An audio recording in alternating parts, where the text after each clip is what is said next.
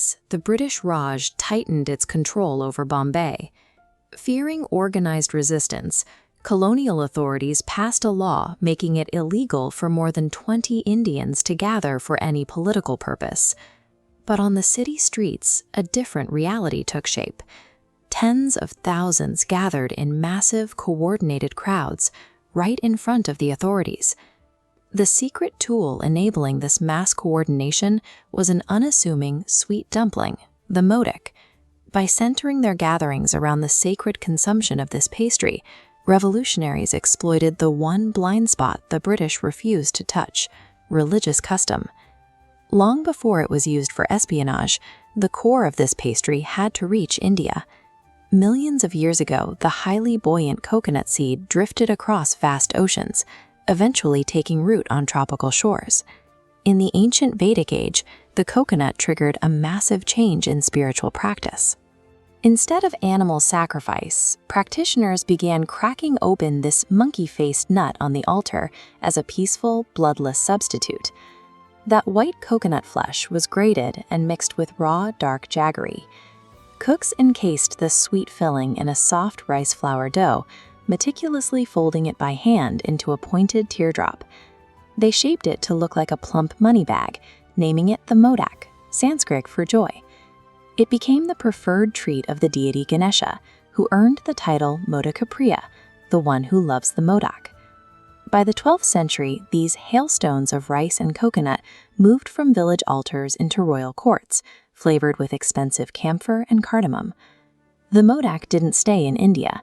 Traveling Buddhist monks, who considered the dumpling a favorite of the Buddha, carried the concept across the Himalayas and the maritime Silk Roads. In the high altitudes of Nepal, the dough was sculpted into the snail-shaped yomari.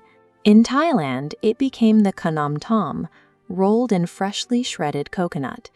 And in Japan, the recipe was reinvented as the kongidan, a deep-fried bun filled with red bean paste and honey, offered to kongiten, the Japanese equivalent of Ganesha.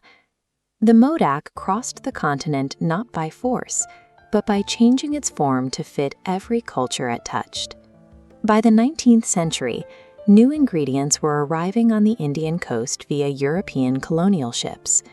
The Portuguese brought the technique of using acid to curdle milk, resulting in a soft cheese called chena.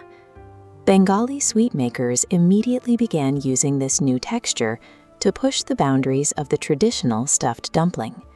A confectioner named Surya Kumar Modak was commissioned to create a new sweet for a wealthy landlord. But there was a catch.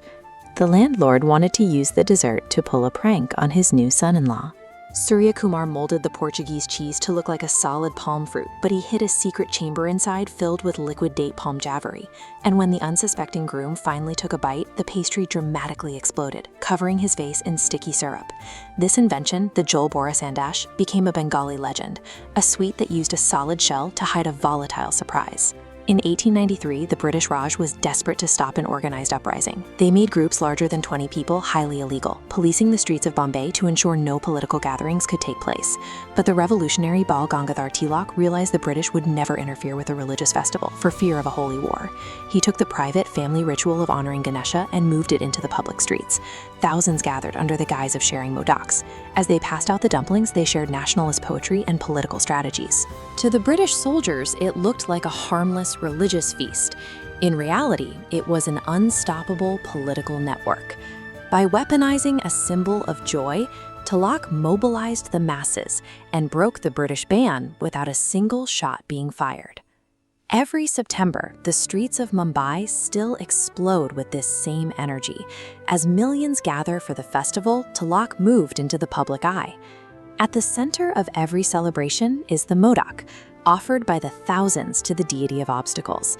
It is an unbroken 2,000-year chain of adaptation, a dish that evolved from a bloodless sacrifice to a tool of mass rebellion, ultimately outmaneuvering the largest empire in history.